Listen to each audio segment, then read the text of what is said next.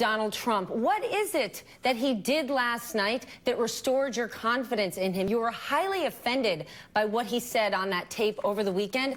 But last night, when I think about his apology, he didn't really say anything different than he had on Friday night. Well, I thought his apology on Friday night was appropriate. I said on Saturday that I was offended by his comments and urged him to show his heart to the American people Sunday night. And I think he did that. I think in saying that he was not proud of it, that he apologized to his family, to the American people, and that he was embarrassed about that talk that he'd engaged in 11 years ago was appropriate. But what I was proud of is that having shown that humility, he focused the remainder of the 90 minutes on the issues really before the American people. I mean, we're living in a time where there are large parts of the wider Middle East that are literally spinning apart due to the policies that Hillary Clinton put into effect when she was Secretary of State.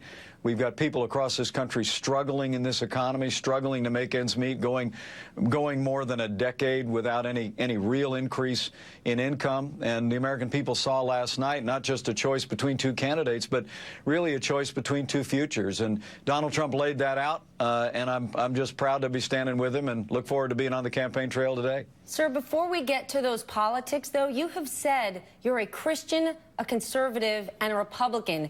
In that order, were your Christian values not rocked on Saturday? And if they were, today, wouldn't it appear that you're putting your political views, your party, above your faith? Well, thanks for reflecting on my faith. I'm always happy to have people note that in my life and humbled by it. My faith teaches two things. Number one is that we try and live up to a godly standard in our life, and we speak truth when people don't reflect that. But secondly, the other part of my faith is grace. I believe in redemption. I believe in second chances. And I think Donald Trump, in expressing genuine contrition and remorse, apologizing not only to his family but to the American people for the words that he's used, I think, and saying that he was truly embarrassed about all of it on national television last night, merits grace. I believe in redemption, and I believe the American people believe in grace, and that's a centerpiece of my faith. Is grabbing a vagina or using your power to kiss a woman, whether she wants it or not, an act of grace? Well, Donald Trump made it clear that those were words, only words last night, that he hadn't engaged in any of that behavior, and I believe him. And but look, I understand the media's focus on this. I understand your focus on it.